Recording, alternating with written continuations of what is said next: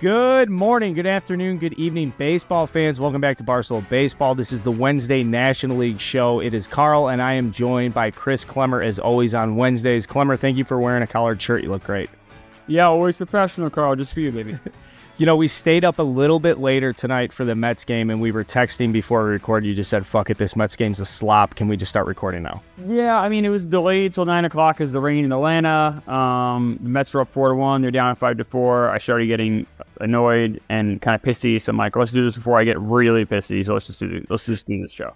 And this is good because we're still learning, because I was like, well, if you want to wait till later and we've got more to talk about, you're like, no, rip it. And this is good because we want to get out in front of the heartbreak. We're going to talk about the Mets. There's obviously great stuff going on at the Braves. This National League show is going to be a little bit different. Last couple of weeks, we've focused on team deep dives. We're going to come up for air this week. We've got something to say about all 15 teams in the National League. Another thing that's interesting, I can't wait to get to, is you've reached out before a week ago. You were like, hey, I really want to talk about team-specific Hall of Fames. We had good prep beforehand where I was like, retired numbers? You were like, no. I'm very specific about it. So that's going to be a later segment we're going to get to.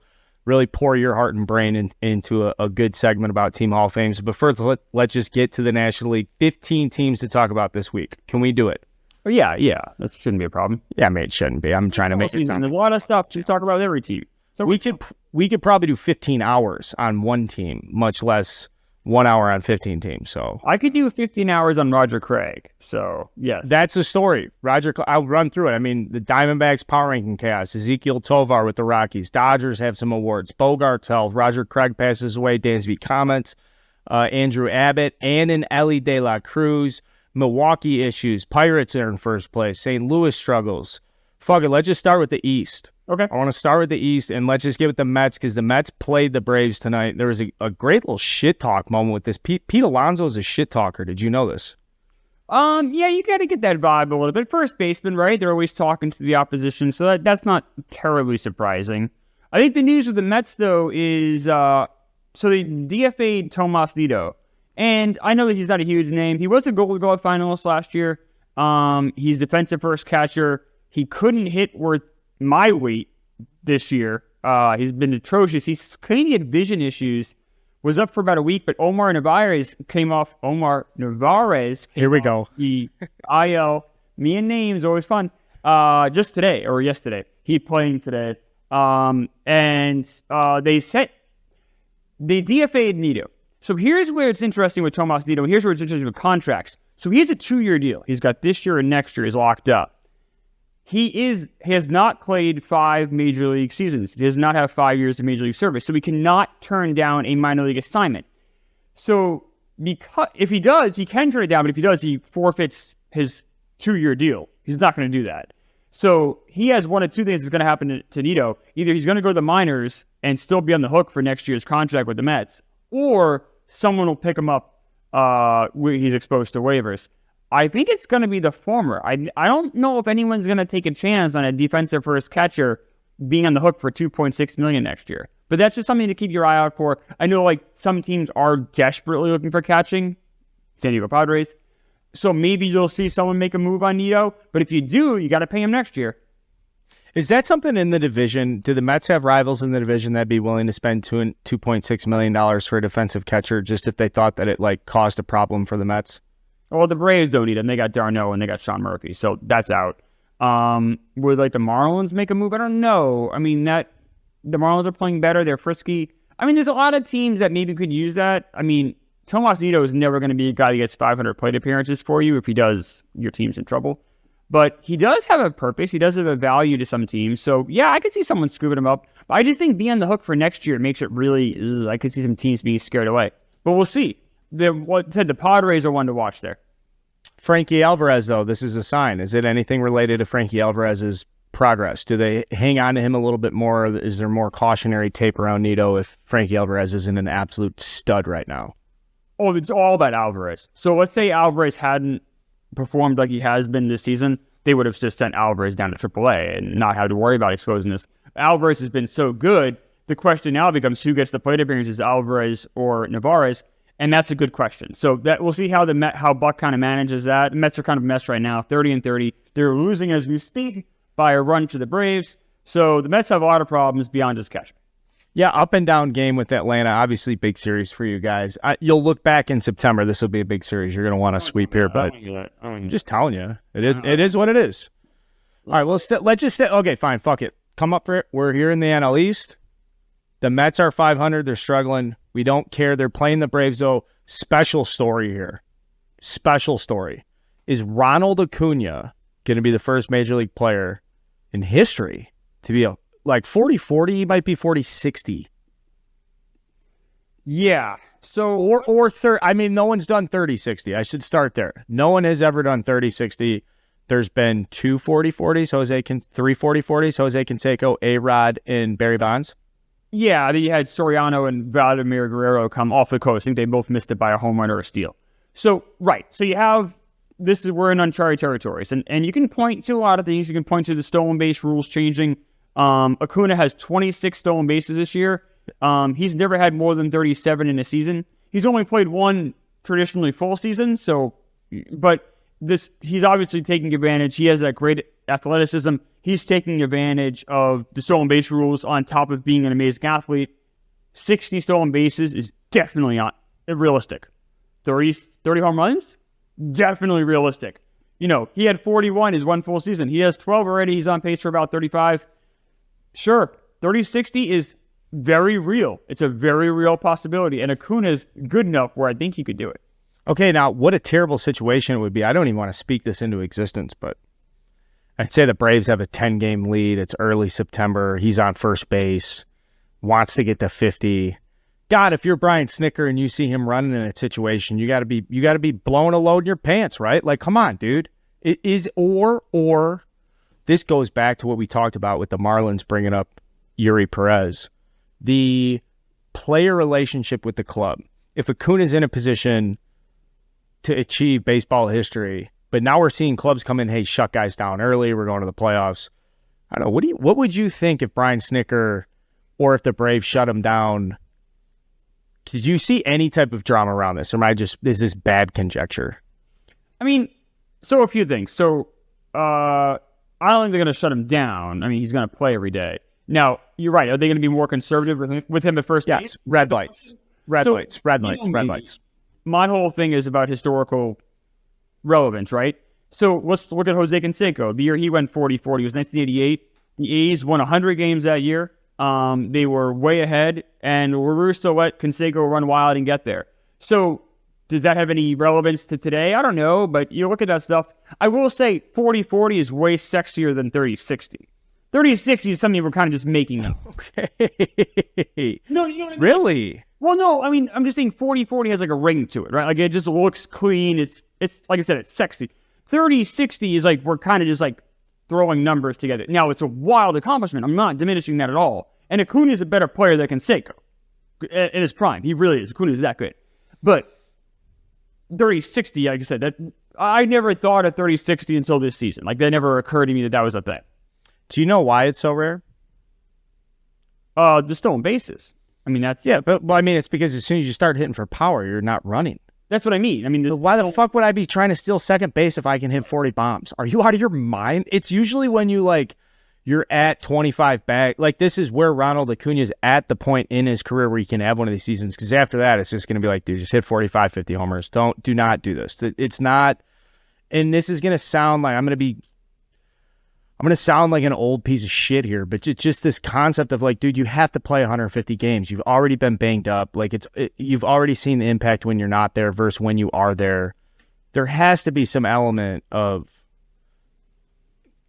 again, now I feel like an old piece of shit because as I'm talking through this, as a Braves fan, you want to see him be aggressive, but at what point do you need Ronald Acuna to be stealing 60 fucking bases in this lineup? Like, that's where I'm, like, he's not doing enough. Like, you have Ozzie Albies, you have Austin Riley, you've got Michael Harrison, I'll go down the list, Matt Olson, Sean Murphy, Marcelo Zuna.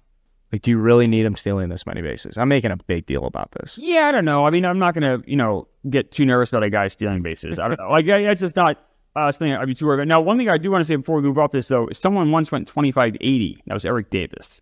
So that, think about that. 25-80 was just wild to even, like, we forget how great of an athlete Eric Davis was and how amazing he was, especially his first couple years in the league. That's crazy. What number did Eric Davis wear? Was it 44? I am horrible with numbers, but I will. Oh, really? Because we're going to talk numbers later. No, that was a bad transition. He wore number 44 with a lot of chains. There's a 44 in Cincinnati now named Ellie De La Cruz. We're going to talk about him in a little bit. A lot of chains.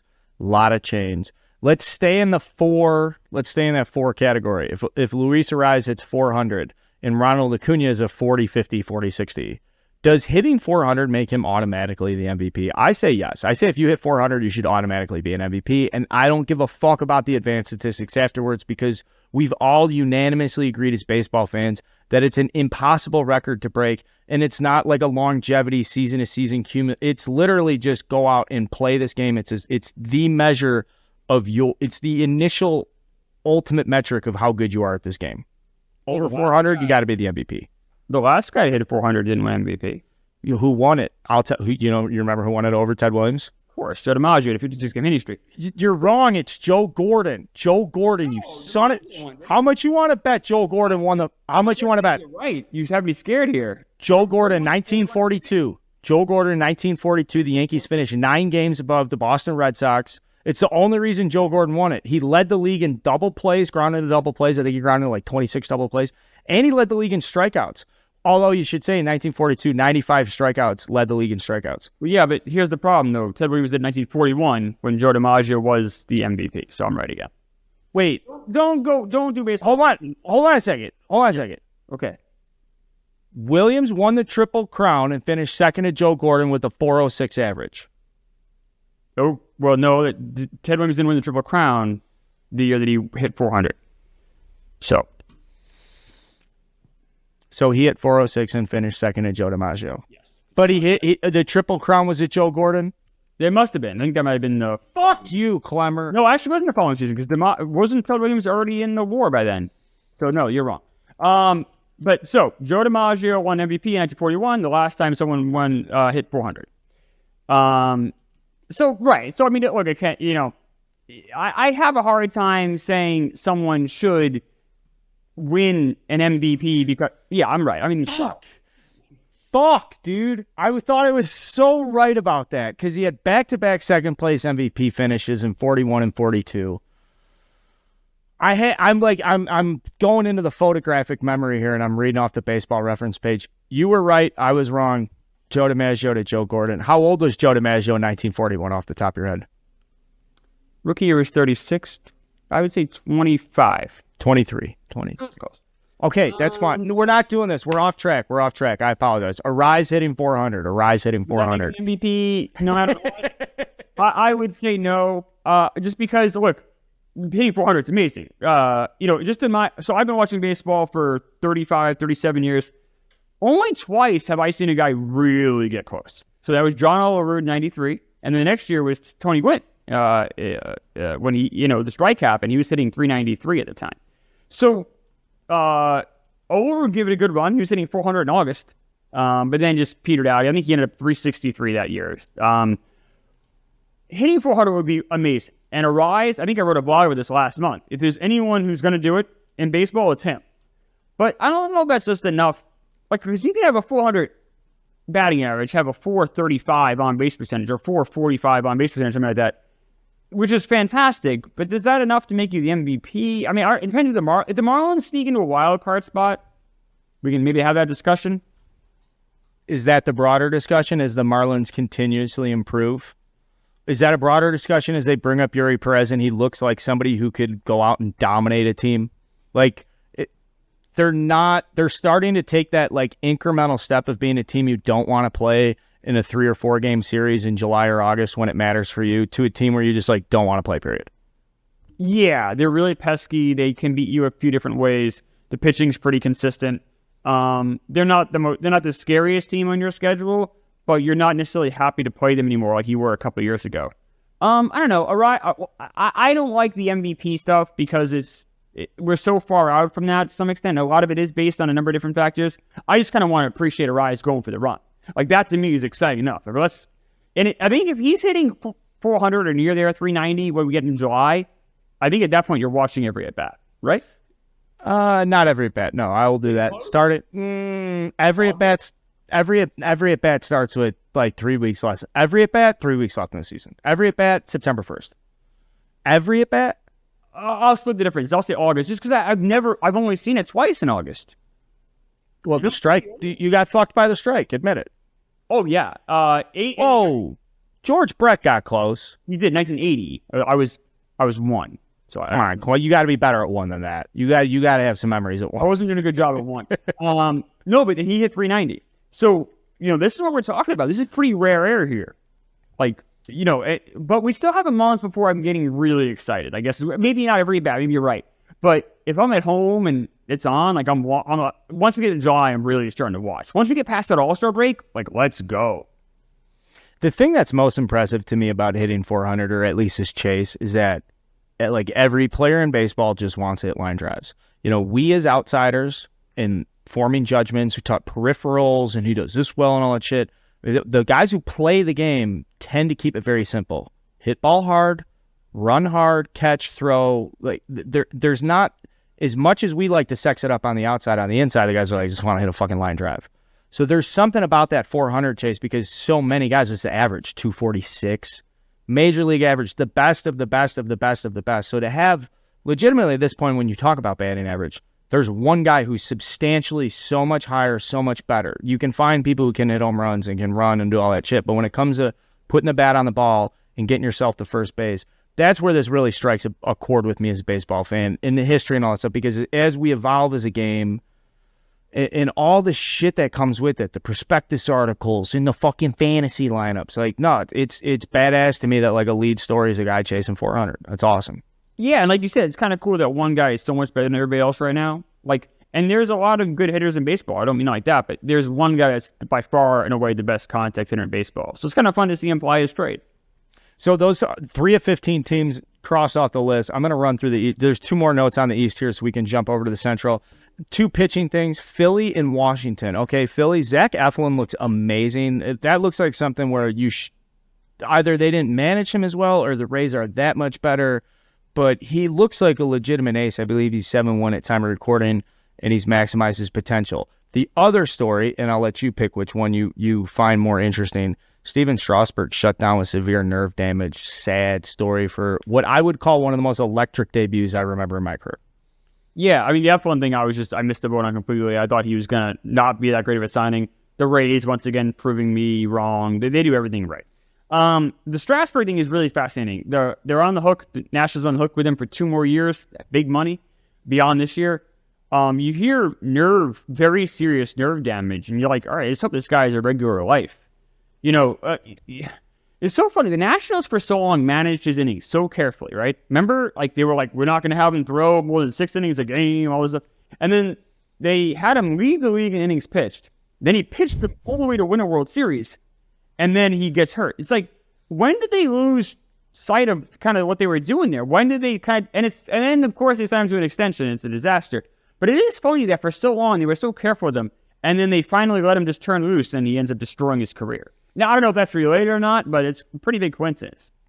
When did they give him that big contract? Was that after the World Series or the end of the World Series? It was right after, which is, one of the worst, if not the worst extension ever given, right? Well, you like your historical perspective so much. I like the origin stories. Steven Strasburg is so interesting to me because he went to San Diego State as not a big recruit when Tony Gwynn was the head coach at San Diego State. Local product, so local that after a couple weeks or whatever on campus at San Diego State was like, I don't like living in the dorms. Went home and moved home with mom. Didn't like dorm food. Chubby, overweight, sensitive, didn't want to do the conditioning, all that shit. Moved home with mom, went on a weight program, started lifting weights, and there's a story of him going out and like one day the radar gun was popping way harder than it had ever had in his career, and he was like, holy shit, I'm onto something. And something had like clicked where he became a bad boy. Like got on the mound and was just a completely different person. In my life, he's probably the greatest college pitching prospect since you could put Mark Pryor on that list when Pryor came out and the Twins had drafted Joe Mauer just for signing bonus purposes only. Like Mark Pryor was the greatest prospect, a decade before or after. Strasburg's up there. Is there anybody who comes to your mind, college draft pick, where you're like, this guy should be in the big leagues right away? Because that's what they said with Strasburg. Yeah, I'm terrible with college sports at all levels, but you're absolutely right. The hype was so huge with Strasburg. Yeah, I mean, I mean, I remember where I was when I saw his major league debut. Like it was that big of a deal. It's crazy you can bring up John Olerud so fluidly, who like won. He won they have like the college award is named after John Olerud for being a two-way guy because he hit like 500 at Washington State and went like 14-1 as their Friday night starter. Didn't play a single game in the minor leagues, by the way. Neither did Mike Leake, but John Olerud. I'm sorry I had to do that.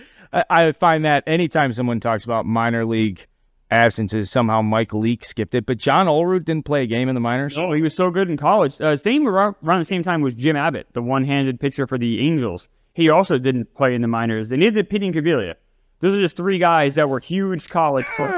You said Pete Incaviglia. I was thinking, who's the big Oklahoma State third baseman before Robin Ventura? Pete Incaviglia, who like pioneered steroid usage. This is a throwback episode. This is what happens when you set me and Klemmer loose like this. Yeah. Who did you say before Pete Incaviglia? Jim Abbott, the one-handed pitcher for the Angels. Okay, he did not play in the minors either.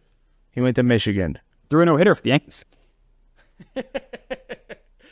Oh, boys, that's the NL East. That's the NL East. Okay, Central, just a couple of quick notes. The Cubs have looked okay, I guess. Dansby Swanson had some interesting comments about, I understand the progress of like rebuilding or whatever. I don't know if he really does. I think he had like one bad season in Atlanta and then they just flooded him with studs around him. I don't really care about that. I don't want to spend too much time on the Cubs. Some other stuff, Cincinnati's or I shouldn't say Milwaukee's awful against left-handed pitching. So like we're not doing this now. Have you seen any of this? Well, we talked about it in this show before, and it hasn't gotten any better. They are ridiculously bad against lefties. That Central is such a joke, though. You're like, they could probably skate by and still somehow win the division. Like, it's not that division. You can be horrible against lefties and still manage to win as long as you can play the other positions right. The Pirates are in first place at time of recording. Yeah, I mean, no, that's to support by the A's today. So that's to support your point that the division is. Yeah. The Pirates, like I said, they lost 11-2 to the A's, which is the first time the A's have blown anyone out all year, I think. The Pirates are in first. They had that hot start. The Central's a mess in both leagues. The Central is so bad. One of these owners needs to step up and start putting some money into the team so they can actually just dominate. There is an owner. There is. Who is it? Who's the Cardinals owner? Yeah, who's the Cardinals? It's not God, now you Mose. Never mind. All right, I'm gonna look it up right now while you talk about the Cardinals. Because the Cardinals are super interesting to me because they took 3 of 4 from the Dodgers like 2 weeks ago, and it was like, oh, here we go. Arenado's back. Everything's back. They're 4-9 since. Yeah, and I should say they're 4-14. They just lost to the Rangers, and they don't look good. It's a disaster. The Cardinals I can't make heads or tails of. I thought it had to do with Arenado's back injury. He seems to have healed from that. He seems to be playing better, although he had a big error in a game yesterday. Or when people hear this on Monday. The Cardinals are such a mess. I don't understand what's happening there. I don't know what the fix is. I get the problem mostly is pitching, right? I don't know I know they put Steven Matz in the bullpen. I don't know what you do there. They're actually similar to the Mets a little bit, where you have so many high profile or high contract guys you kind of depend on. If they don't work, I don't know what you do to fix it. And the player development has started to create gaps because they're all up now. Corbin's up. You're not going to Edmonds playing center field. You have like this core of St. Louis Cardinal farm system player that's like all in that mix, interspersed with these long-term contracts, the Goldschmidts, the Arenados, the Wilson Contrerases of the world. Not a ton of like room to penetrate that lineup right now, and not a ton of room to penetrate that lineup in the next 2 to 4 seasons. Maybe. So like even Jordan Walker at this point, like he has to be very good to play every day. They don't have the flexibility to be like, yeah, just go. If you hit 220 this month, we don't give a shit. Like, it's a bad situation to be developing as a player right now, and in St. Louis. I think that's fair. The Jordan Walker thing is so weird because they brought him to the majors to start the season. He just can't play defense. Like, I mean, I could tell that. Everyone could tell that. It's not hard to see. And you're like, what did they see in spring training where they thought that this was gonna work? That whole thing is perplexing to me. I don't.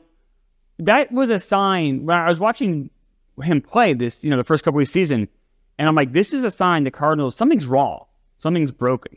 The guy I was thinking about for the Cardinals is Bill DeWitt, by the way. But yeah, the Cardinals, you're right. They spend money and they have dominated the division for years. But there's such kind of a cluster. Like, it might just be a speed bump for them. Maybe next year they'll be back to being the same old Cardinals. It wouldn't surprise me. But the way the team's operated this year has been very bizarre. I think guys are just skipping AAA now. Jordan Walker didn't do any time in AAA. Now he's played 29, whatever games the Cardinals have forced him into that. And that brings us over to the Cincinnati Reds because Elly De La Cruz did not play any games at AAA either, I believe. Oh, no, 37 games this year at AAA. Yeah, and then Abbott pitched like 4 starts in AAA. Correct. That's where I was going. Andrew Abbott made a historic debut for him. 6 innings, 1 hit, I believe 10 strikeouts. In the long 140, 50-year history of Cincinnati Reds, only one other Reds pitcher done, I believe it's Johnny Cueto in 2008, had as good of a debut as Andrew Abbott did. He's an undersized lefty out of Virginia. He was a second-round pick. He's got a big curveball. And the fastball got a big tick in velocity recently. I guess that was the thing that took him from being a very good pitcher that could pitch 3-4 in a rotation to being like, holy fuck, this 6 foot, 180-pound kid's got wipeout stuff, and it's the fastball's got crazy life on it. So he gets into the rotation with Graham Ashcraft, who's struggled lately, Hunter Green, and now and Nick Lodolo, and now you kind of have this mix with the Cincinnati Reds between Matt McClain, Spencer Steer is an undersized first baseman out of Oregon who looks good. Matt McClain was a first rounder in 2018, turned it down, went to UCLA, struggled as a freshman, dominated after that, got drafted again in the first round in 2021. So he's up. Jonathan India. And he's played well, McClain. So, like, dude, this is like real quickly. I remember at the start of the year, like, fuck the Cincinnati. Come on, man. Yeah. Now we're like, wait a second. I want to watch the Reds play. They had an electric game tonight, beat the Dodgers 9-8. This is like a big whole thing about the Reds. You have to like this as a baseball historian. The Reds have all this. The Reds were atrocious to watch last year. They lost 100 games. Worse than that, they were boring. It was a slog to watch any Reds games last year. The Reds right now are the story in the National League. Like, if we could only pick one team to talk about today, I would say we should talk about the Reds. Because what they've done just in this week, they've transformed that entire team. They've made themselves, it's an exciting brand of baseball, and they beat the Dodgers today. Now, you could say this, I could be negative, and I could say Abbott is a lefty. He looks great against the Brewers, who can't hit lefties and want to see his next start, which is a fair thing to say. But at the same time, it's like, you know what? This kid hasn't lost a game in the minors or the majors now since last year. He was undefeated this year in the minors. Like, he's really good. And maybe he won't always be this dominant against other teams, but he's really good. And then I don't care if you're an analytics guy. I don't care if you're I look at home runs, RBIs, batting average guy. Anyone who looks at De La Cruz's minor league stats and you don't walk away with your fucking shit blown out of your ass, then I don't know what you're looking at. Because this guy is unbelievable. And that double he had today, that was a major league double. So let's introduce Elly De La Cruz for people that are just getting caught up, because this stuff happens. I mean, in these top prospect list changes all the time. Then guys come up, they play 30 games, they get sent down, they hit 200. And so every now and then, though, a guy comes up and everybody stops and they go, holy fuck. And Elly De La Cruz is this guy. He's the 4th highest rated prospect in baseball coming in today. Jordan Walker was 1. We just talked about him with the Cardinals. What's interesting about him is he's 6'5". He's a switch hitting shortstop, probably moves over to third base. He's speed and power, 37 games in AAA this year. He's got 11 stolen bases, 12 home runs. So just a great balance there in 37 games. Probably more alarming or impressive is his average exit velocity would rank like 4th in Major League Baseball at 93 miles an hour, which is on par with Juan Soto and just a shade under Ronnie Acuna at 95. And we're talking average exit velocity. So you talk about that double he hit today was his first major league hit. It was a 113-mile-an-hour scorcher. Dude, it looked like off the bat. It looks like, it's like that's a Mickey Morandini single from 1998. Like that. Nope, that's in the gap. That's rolling up to the wall. Yeah, I mean, think about these. This just speaks to his nerves. So, Carl, we've watched a ton of baseball. People listening have too, I know. And usually that first at bat, maybe you hit the ball wrong, it pokes into left field for a single, and you get your first hit. Because I'd be nervous as fuck. I'm sure everyone's, you're just nervous, you're jumpy, you're not him. First at bat, bam! One of the hardest hit balls you're going to see this month. And it's like, holy shit. And I said, the track record speaks for itself. We talked on the ranking show about Corbin Carroll and how he's completely changed that team. And we talked about Evan Longoria had the same effect with the Rays in 2008. I mean, are we looking at that with this guy? And the National League was up for grabs. Like I said, I was the first guy to shit on the Reds in April. Last year, they were awful. There are enough guys that are coming up to this team. I'm so glad you mentioned Spencer Steer. Not that he's wildly great, exciting player. He's a competent, very good player. He's only 25. They had the Rookie of the Year, Jonathan India. He's still productive. And then the problem with them though is that pitching staff. They have to get a couple decent starters in there. Maybe that happens next year. But the Reds, in my opinion, right now, I don't know if you agree with me. They're on the Orioles track, where the Orioles won 83 games last year. They had some big holes. They had some guys like Adley who played, incredible.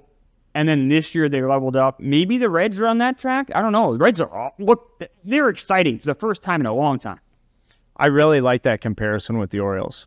There's a couple line item things I'd switch around where okay, maybe they don't have that Adley Rutschman bona fide everyday face of the team. But then you turn around, you're like, the Orioles don't have Hunter Green. They don't have a Nick Lodolo. They don't have a Graham Ashcraft. They don't have an Andrew Mabbutt. I mean, they have Grayson Rodriguez, who's now fluttering on a shuttle bus back and forth between Norfolk and Baltimore, like most top pitching prospects in Baltimore do this time of the season. An encouraging thing with the Reds, Derek Johnson is just a beloved pitching coach. Sonny Gray attributes all of his bounce back from the Yankees to going back to Cincinnati and connecting with Derek Johnson, who is his pitching coach at Vanderbilt. He's one of the most beloved guys in that generation in baseball. And so it's interesting because now he's managing a group of guys that are kind of under that generation, these younger guys like Lodolo. Derek Johnson's a tough Southern Illinois hillbilly with the lip in his mouth yelling at you.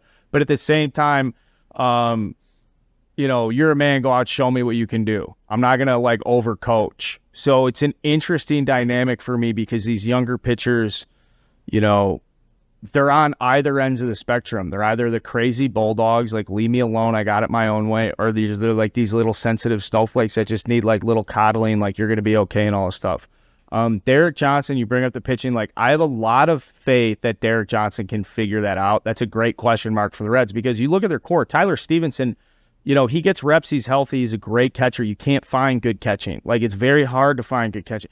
Jonathan India adds unique value as a second baseman, as an offensive-minded second baseman who can go out and flash the leather.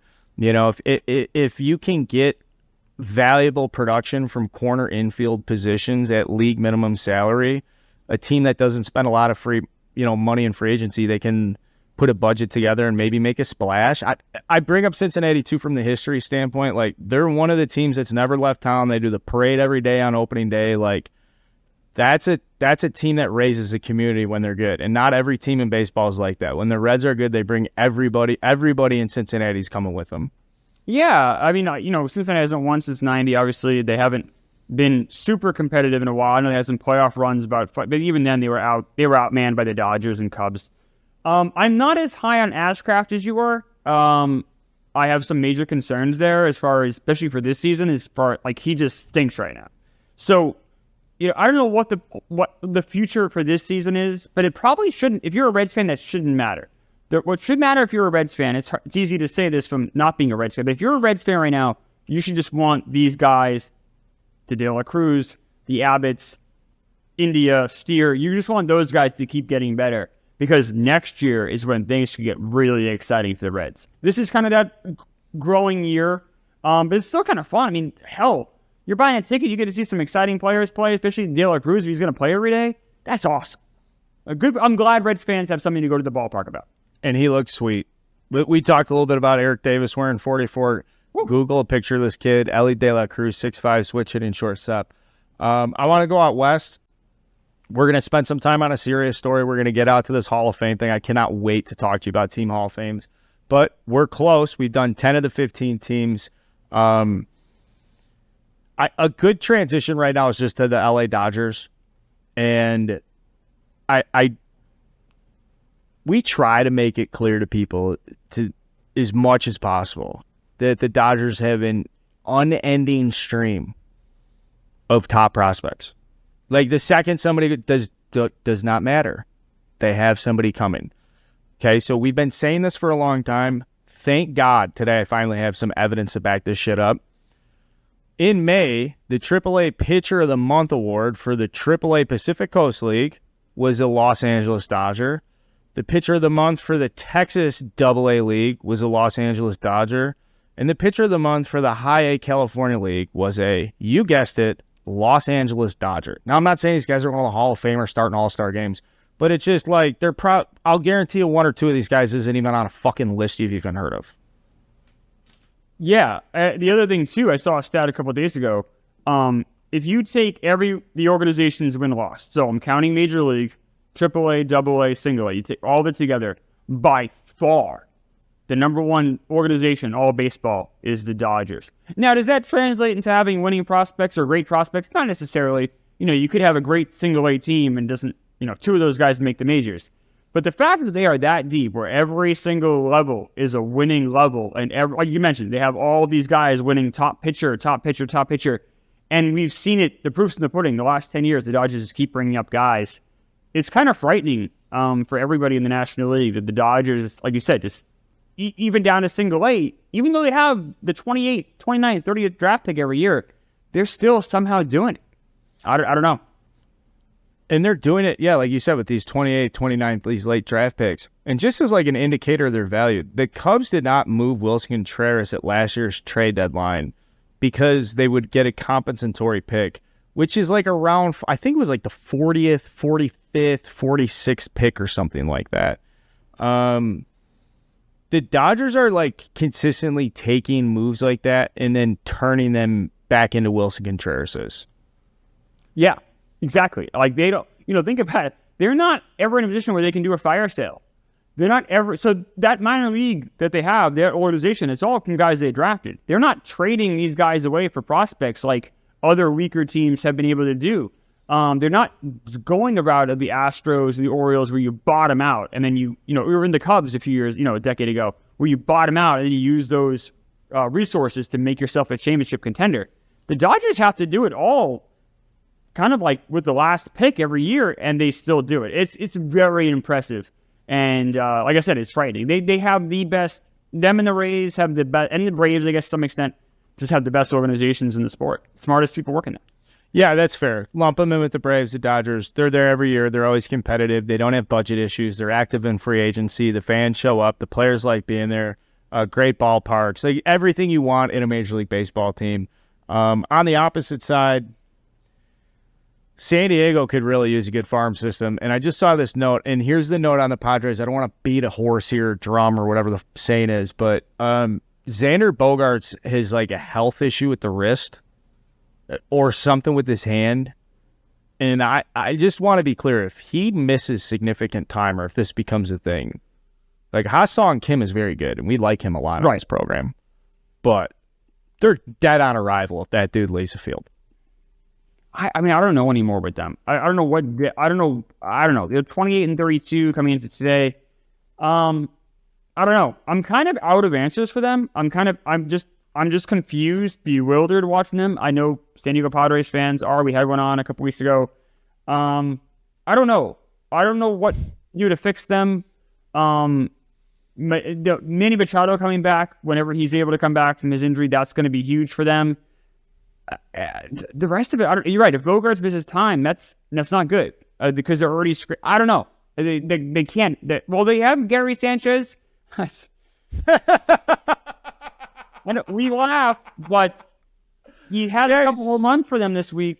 Yeah, but you just said that seriously is why I laughed. I'm shitting on Gary Sanchez. Just like put me in a time capsule and tell me that like right now we're having a serious conversation about the Padres and you just went to Gary Sanchez. If you're a Padres fan or a Mets fan or a Cardinals fan right now, you're just trying to get through the day.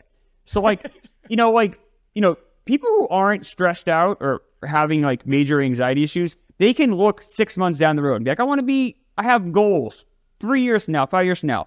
But if you're a fucking stressful person, anxiety, you're in a foxhole. You're just trying to get through the day. From baseball perspective, if you're the Mets, the Cardinals, the Padres, you're just trying to get through the day. How can we win today? And that's what you're hoping for. That's all you're trying to do is get through today. Where these other teams have a bit more wiggle room. We're looking down the road. Padres and Mets, we're both trying Gary Sanchez out. That's where we are. We're in the foxhole, baby. With Gary Sanchez. Yep. Oh, fuck, man. Bad time to be a Padres fan. And a couple months ago, the lesson for everybody out there, all right, is cool your jets. Cool your jets.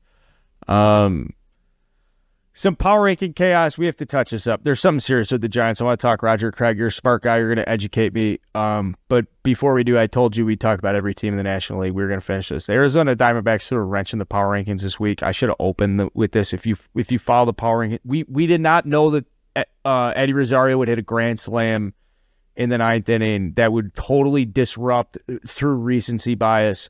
I stand by it, though. I think the Arizona Diamondbacks are good enough to take a series. A 7-game series. I'm not convinced that they're that worse than the Yankees in a 7-game series, that they're that worse than the Atlanta Braves in a 7-game series. If you're traveling and fucking put them on the road, have them take games 3, 4, 5 at home. I don't give a shit. I would handicap that much more fair than some of the commentary came out. I think the Arizona Diamondbacks, even though they play great, are still getting shit on left and right. That's bullshit. Yeah, I need the Arizona Diamondbacks to do something between now and July 31st, and that's something because they need to go get a starting pitcher. Because you have Merrill Kelly, you have Zach Gallen. They do not have a 3-4-5. You're talking playoffs, if that's what we're seriously going to talk about, you need that strong number 3 guy. Now, who is that pitcher going to be? Is it Lucas Giolito? Where else can they turn? The problem is, especially in the National League, there's so much parity that no one's really out of it. Maybe the Nationals are, but they're not going to trade the guys that, not going to trade Josiah Gray or anything. The Cardinals, but I can't see them doing a fire sale. You got to find a pitcher somewhere. Maybe by July 31st, it'll be a little bit clearer who's in, who's out. But the Diamondbacks desperately need a number 3 starter. The problem is you have teams like the Orioles who also have the same needs. There's a few other teams out there that are competitive. Maybe the Braves or Dodgers might even be on the lookout for a starting pitcher. So they got to find someone and have to be willing to make a trade, which is going to lose some resources. But if the Diamondbacks is serious about contending this year, they need a 3rd starter. I hope they don't trade for one, though. I don't want them. I hope they bring up some guy in AA that's like a year too early or 2 years too early. Or they bring up a couple of these guys, splash them around in August, see if somebody can make that. Because what you're basically asking for is there a 3rd pitcher for a playoff series? We're not saying because, no, you need more pitching depth to get to the playoffs. But I'm in playoff mode where I'm thinking Merrill Kelly is maybe the best number 2 in baseball right now. He's a top 20 pitcher in baseball, and I'll fight with anybody about that. And you start with Zach Davies at the top, and you go to number 2. So I'm thinking of other teams. The Dodgers, I assume. Yeah, did I say Zach Davies? Yes. Okay, that's gonna like Davies. Playoff game 1. You probably know. Yeah, he's pitched 18 innings this season. I'm not gonna shit on Zach Davies. He's a chill guy. People like playing hacky. People like playing hacky sack with him in the clubhouse. Well, I'm sure he's had a fine major league career. Yes. From a playoff standpoint, rotation in the National League, who has a better number 2 right now than Merrill? Well, that's the problem. I mean, the Dodgers, in theory. In theory. But they don't have it right now. Right. So who has a better number 2? I don't know. It's a good question. I mean, ideally, you would have said my Mets, right? Scherzer, Verlander, Senga, but it's been kind of a mess there. Someone's going to say Bryce Elder from the Braves. Fuck off. That's fair, though. I think he definitely is in that discussion. I mean, Merrill Kelly, Merrill Kelly is not someone who's going to blow you away with their stuff either. He gets by kind of on usually he being an older pitcher. He has a lot of he's pitching smart. He knows how to work counts really well. I like Merrill Kelly a lot. I don't know. People are going to kill me for this because they're going to say, do your research right now. Merrill Kelly has a 1.07 whip. He's given up 48 hits in 71 innings. Like, I know he has the Team USA, like, who's this guy pitching in the right. He's a good pitcher. He's 7-3. I'm not saying he's an ace and he's shutting you down. I'm saying in a game 2, in a game 6, when you have to run out whoever your second option is, like, Galen can go toe-to-toe with anybody. I don't want to spend too much time on this. Right. But the Diamondbacks are legit. We caught a lot of flack as a brand being like, they're pumping the Diamondbacks. We were early on the Rangers. Like, we're just early on shit. We're early on the Padres sucking. We're even that early. They're going into today. They're tied first place with the fucking Dodgers. The Diamondbacks are good. And are they going to be in first place at the end of the year? Yeah, probably not. But right now, I don't know. The Diamondbacks are really good. I don't sleep on the D-backs. Last one before we get to the Giants. The Colorado Rockies, this was the challenging one to put together on the list because I was like, what is the fucking point on these guys? Ezequiel Tovar is the point. Ezequiel Tovar is their 21-year-old shortstop. I talked about him in the preseason preview, and it's time to check in on the young fella. He struggled in April, as you would expect of a 21-year-old with a light-hitting scouting report. The scouting report says the kid can't hit. Like, this is going to be a big problem, but the glove is very good. How good is the glove? To date, he's third in baseball among shortstops in defensive wins above replacement. The two guys ahead of him are Dansby Swanson and Xander Bogaerts, both of which are 29 and 30 years old, respectively. So he's got an 8-9 year gap on his defensive peers. In the month of May, he had an 810 OPS, and in June so far, he has almost an 1100 OPS. He has enough value defensively to play every day and be like a 3-4 win player with like a 70 to 75 OPS plus, meaning like 25-30% worse offensively than your average shortstop. And it's interesting to me because I feel like you never see this in Colorado where the bat comes last. Every single guy they bring up is like, this guy hits 300 and we're going to hope he can play second. He's probably going to move to left field. Or, Arenado is a rare combination, but there's loads of guys that have come before and after where it's so much offensive minded. This Ezequiel Tovar kid, please put a ribbon in him or look him up or put a bookmark on him, watch him play. Just such a fluid athlete, and there's nothing good to talk about with Colorado. So this is a story I've enjoyed to follow, and I hope he continues to improve. And I hope it's somebody that can change that culture for the Rockies. I hope it's somebody that next year we're talking about all right, they got Tovar, he's an everyday he's an all-star. Maybe. Yeah, I mean, he's 21, so he's got, you're right. Those are the guys they should be putting out there, right? The Rockies are such a mess. And I know they're not terrible like the A's, but they're boring. They have very little to look forward to. I don't know. The Rockies are a disaster. They are. No, they're a fucking disaster. You can say, yeah. Yeah, I mean, there's nothing positive to say about them. I guess, I don't know. Maybe try to sell everyone off in the offseason and start new and build around guys like Tovar and get more guys like that in there. I don't know. But you're right. Tovar is I don't know. I told you it was hard to put this together. I know. I didn't say I'm super excited to talk about Ezequiel Tovar today. Their losses are bad. Dude, they lose games by 5 runs. If you look at their baseball reference page when they pull up the histogram, it's the red bars that go south for the Rockies go way south. I mean, they're 5, 6, 7. How are they this bad? With someone like Tovar, you're like, all right, is this guy going to mature into a good, dependable shortstop? Like a Dansby Swanson type? Or is he going to become like a Ruben Tejada, right? Where he flutes out at 25 and it's like, oh, this guy just wasn't that good. I don't know yet. I don't know. I think the Rockies to me, because the A's are so horrible, it's almost entertaining. The Rockies, to me, are the most depressing team in baseball. They're the easiest to change a channel on, for sure. Yeah. Right now, and I even say that with the A's playing. I'll watch the A's because it's amusing to see how bad they are. Who the fuck is this guy? This guy was delivering pizzas last week. And the Royals have Bobby Witt Jr. They have some interesting players. There is no, if you told me watchability rankings, if we did that, my number 30 is the Rockies.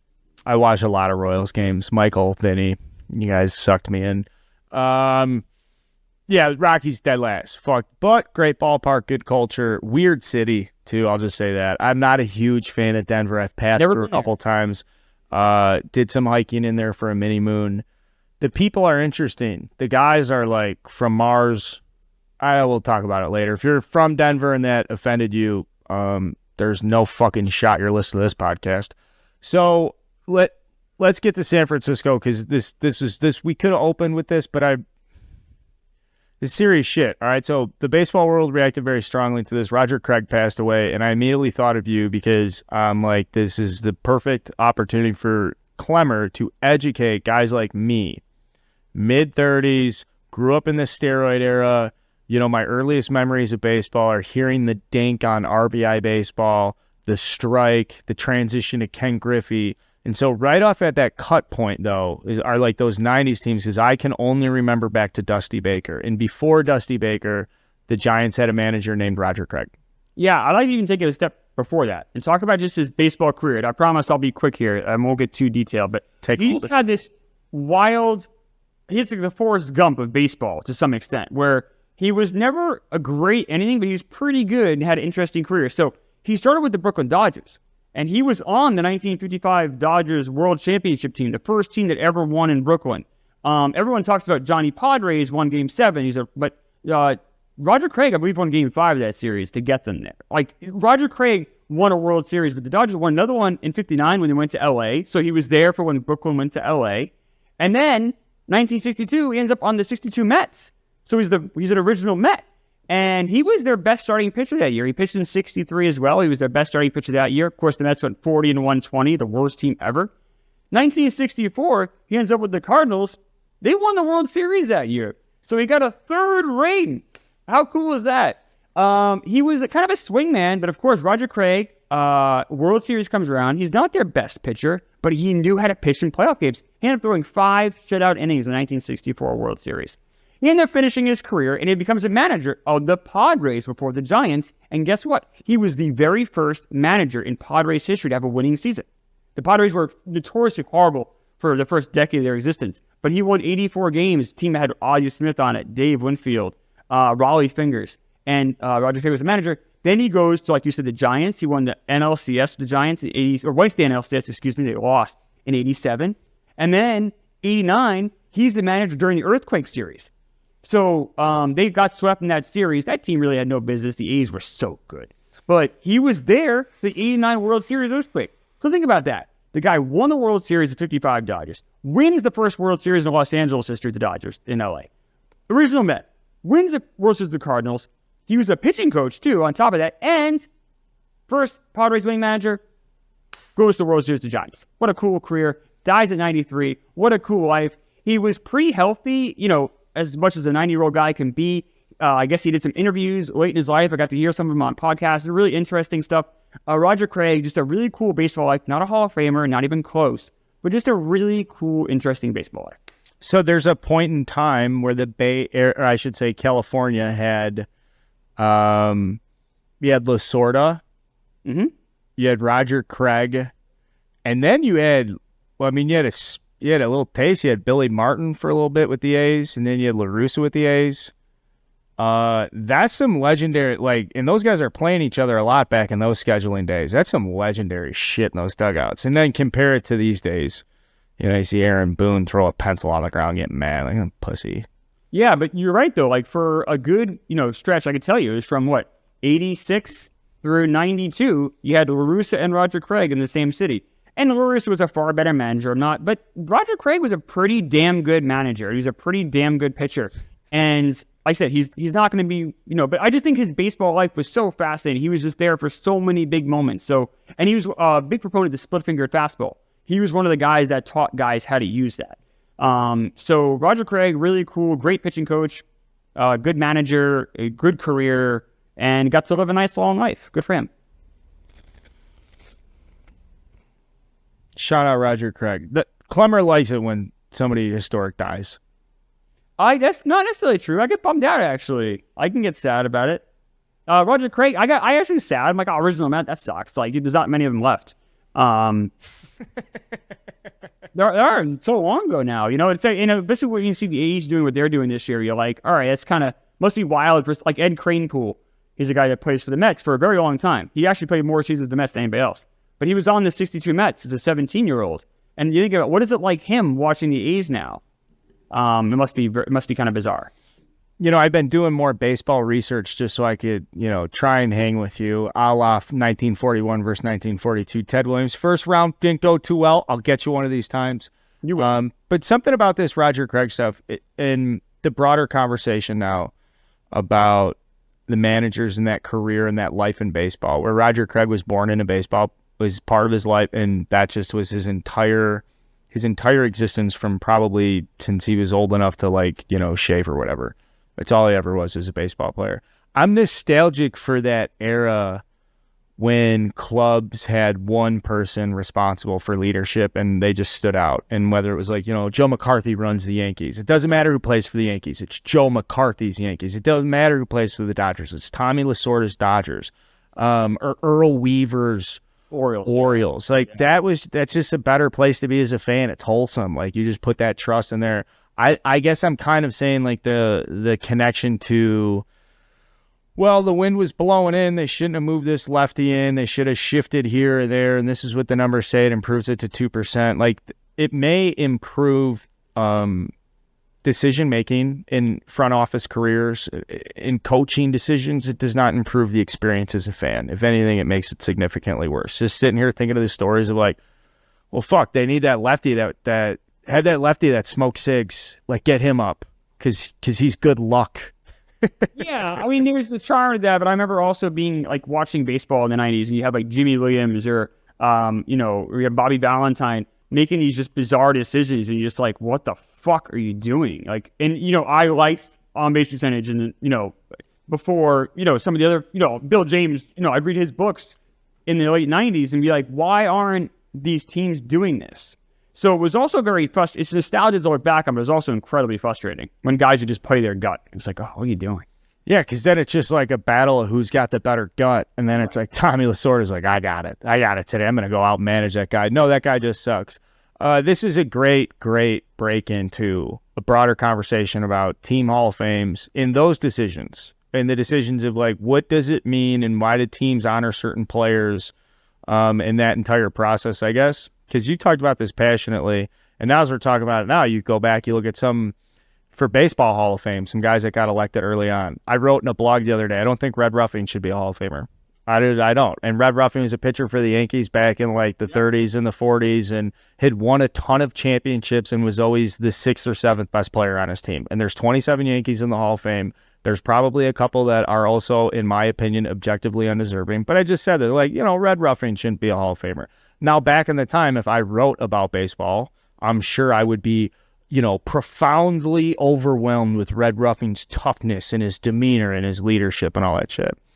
It's just funny to sit here and spitball and think about the difference in opinion, but the same level of conviction we have with these opinions. So with that, I'm going to turn over to you. You were very passionate about this Team Hall of Fame segment, and I'm interested in being educated. Yeah, so I'm a big fan of Team Hall of Fames because, I mentioned, we like Roger Craig or just some other guys, like Jason Varitek in the Red Sox or David Wright in the Mets, probably the best example, where David Wright's not going to make it to Cooperstown, but he deserves a place somewhere. Now, they're probably going to retire his number, but, the Mets, David Wright should be honored somewhere in Citi Field because he was so important to the Mets. The Mets did induct 2 players to their Hall of Fame and 2 announcers just this weekend on Saturday. They put in Howard Johnson, Al Leiter, both well-deserved guys, Mets Hall of Famers for sure. But I don't like how the Mets do it. I'm happy to have a Hall of Fame. We're talking to Castellani. The Tigers don't even really have one. So I'm happy the Mets have one, so don't get me wrong. But the Patriots do it the best. And here's how the Patriots do it. The Mets don't do it every year, which drives me crazy. So they'll induct 2 guys one year and then none the next whatever years. The Patriots induct 1 guy every single year. They have a panel come together. They have 3 guys there, and then they let fans vote. And 1 guy gets in every year, and then that guy gets a special night. He gets a cool red jacket. Meanwhile, I hate the Patriots. I don't want to give them any credit. But they do it right, and they have a neat Hall of Fame right there next to the stadium. And I think this is a great way to have history. I imagine younger people are looking at the 3 names on their phone, and they're like, all right, great, 3 names, dad, uncle, whatever, big brother. Tell me about some of these guys. Maybe they're having that conversation. I think all that stuff is really interesting. I love that stuff. I love talking about history with people, obviously. And I think doing it every year keeps it consistent. Also, only one a year, never floods it. Bob Kraft is the best owner in sports, I believe. I said I'm a Jets fan. I hate the Patriots, but you have to respect what he does. And he's a great owner because he was a fan. So I just wish the Mets, I think every team should have a Hall of Fame. I'm happy the Mets have one, but they should do it that way. I think it's a great way to do it. One guy every year. Well, I don't know. To me, that makes the most sense. And so David Wright is like your starting point for these feelings, or where did that originate? I guess so. Maybe David Wright. I mean, ideally, I guess they're going to retire David Wright's number. So that's the thing, is the teams also retire numbers. But I think there's a space for guys who don't, like, for instance, Dallas Strawberry and Dwight Gooden. They don't have their number retired. But they played huge roles in the Mets. So, like, what do you do with those guys? And I think having a plaque in a team Hall of Fame is great. Yeah, but then what about monument? Like every number with the everybody's in that, whatever that is. I know I'm gonna get killed. So I'm gonna get killed for it. I'm not a New York guy. I'm not. I'm a Cubs guy. I've not been to Monument Park. But like everybody's in there, right? They retired a lot of numbers. I don't know if everyone gets the number retired necessarily gets a monument, but it is. But the Yankees also have 27 titles. So like, I don't know. I almost consider them their own animal. I look at the other teams. And I just think there is a room for, like, a Tim Wakefield in the Red Sox.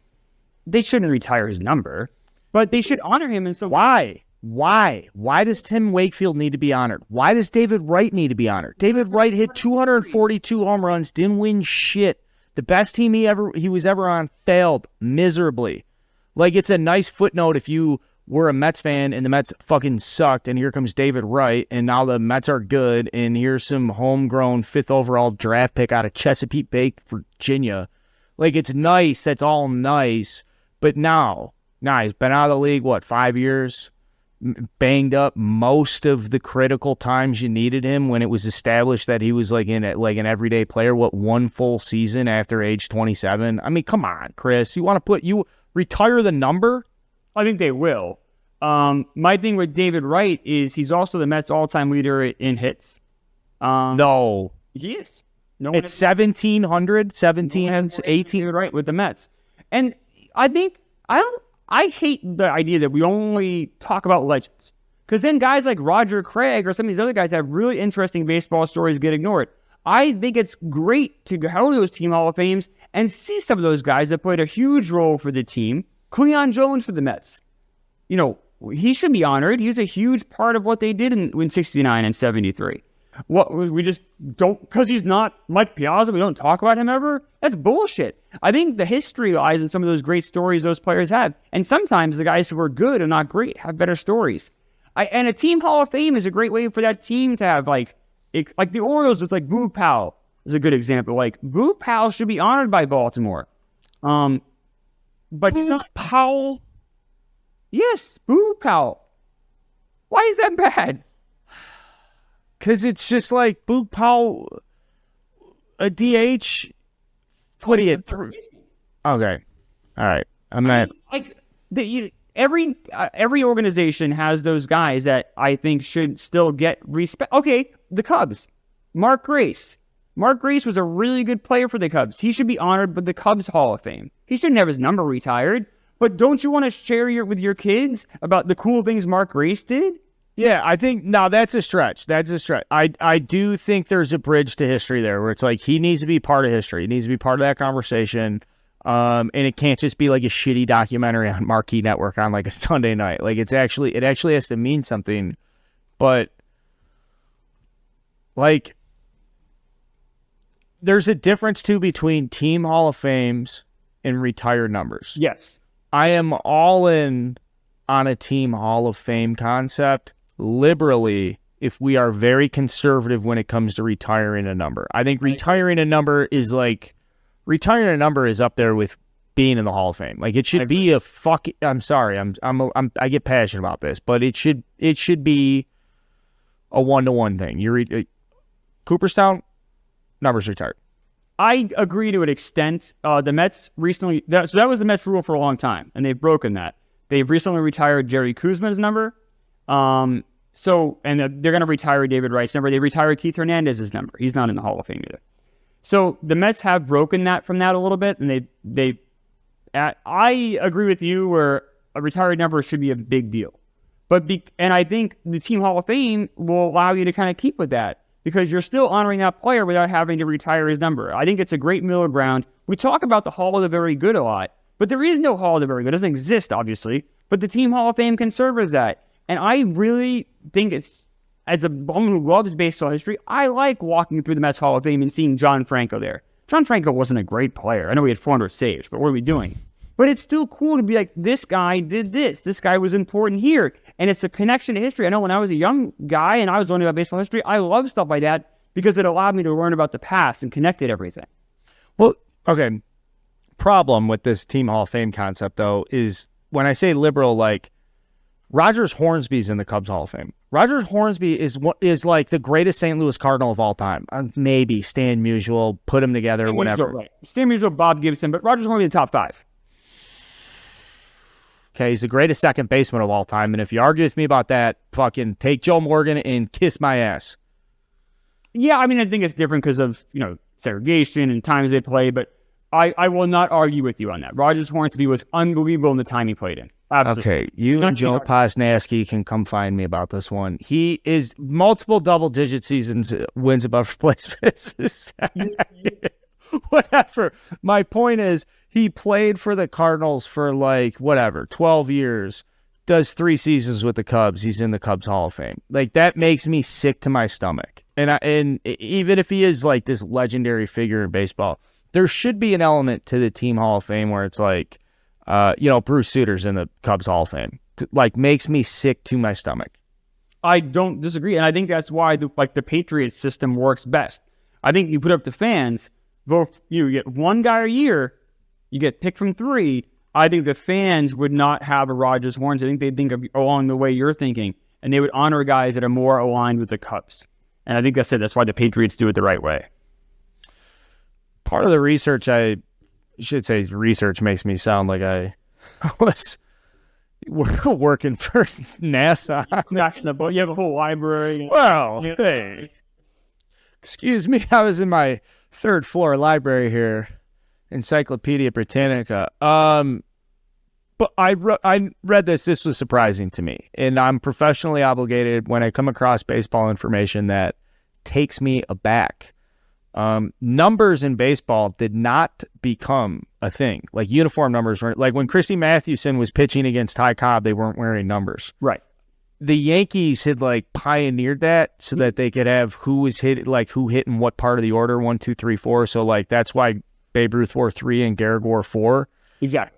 And it wasn't until they needed to make more money in the Depression era to sell scorecards that they were like, we should put numbers on guys so that guys keep score. And it's it's a money-making thing. And what a time for me to read that with all this live and PGA stuff going on, where I was like, man, they came up with baseball uniforms to make a couple extra bucks. That's it. Like, the numbers on the back of uniforms are only to make money. Yeah, I mean, it makes sense, right? What are the 2 things in life? You follow the money, you follow the sex. It will answer all your questions. 2 reasons people do things. God bless you, Klemmer. So Team Hall of Fame stuff, this is a good starting point because someone will do it better. And we should make this we should pick a team that doesn't have a Hall of Fame. We'll set up a fake company. We'll reach out to the team and be like, hey, we consult teams on their Hall of Fames. Reach out for a list of clients or some services. We'd like to do a meeting with you. I know you have a career in sales. I have a career in sales. Okay. And this is where we start taking our background and we start doing a little, let me get in there and kind of jerry rig this thing a little bit. Next thing you know, we have a meeting with the Seattle Mariners about how to honor Edgar Martinez appropriately as a DH. And we're talking about how to bring in Jay Buhner on a Zoom that we're going to put up on the Jumbotron. And we're just spitballing. We're just pitching these guys.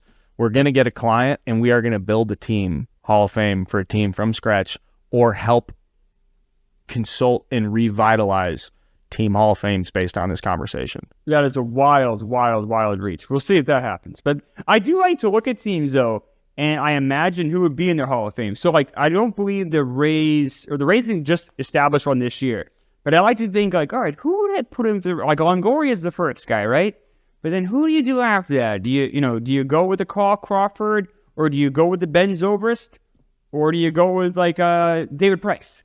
I like doing those kind of games in my head if I'm bored. It's just kind of a fun little thought exercise. Yep. I'm going number 70, Joe Madden. Wow, manager. All right. They should get the Patriots do it every year. Bill Parcells, without question, isn't that top 3 every year, and every year the Phillies go full team. It's 10 years. It's unbelievable. Parcells, big tuna, tough guy. I mean, real schemer. What sealed it for me was when he got down to the Dolphins and he really turned it around for him quickly. I think it was like Ronnie Brown was going. They started running. Maybe a little wildcat. This is off topic here. I did have another last question for you. Do you think Joe Madden's a Hall of Famer? I would say no. Been to 2 World Series? 3? 2 World Series. 2 with the Rays, right? 1 with the Rays. 1 with the Rays, 1 with the Cubs. And you won that one. I would say no. It's probably not fair. He probably got too late to start. Yeah, because you figure look at his contemporaries. You got to have Francona's going to get in. Obviously, Bochy, LaRusche's already in. You kind of go with the Dusty Baker's probably going to get in now. So there's only so many managers from one era you could probably have in. So I would say no. But he's on the fringe. He'd be a great Team Hall of Fame guy. This makes my point exactly what I'm trying to say. I don't think he would accept the Cubs Team Hall of Fame. I was thinking Rays Hall of Fame. I know, I'm saying, but he won the World Series with the Cubs. I think the Cubs should put him in too, honestly. I think he should be in both. How about that? The Cubs should do the 2016 statue, and there should be some sort of like thing for everybody that not one player, whatever, and that's a different story for a different time. As you can tell from this episode, Klemmer and I will just get going. We're talking baseball history. We did all 15 teams. That's been something I've wanted to do on one of these shows where I could probably be like, we talked about your team today.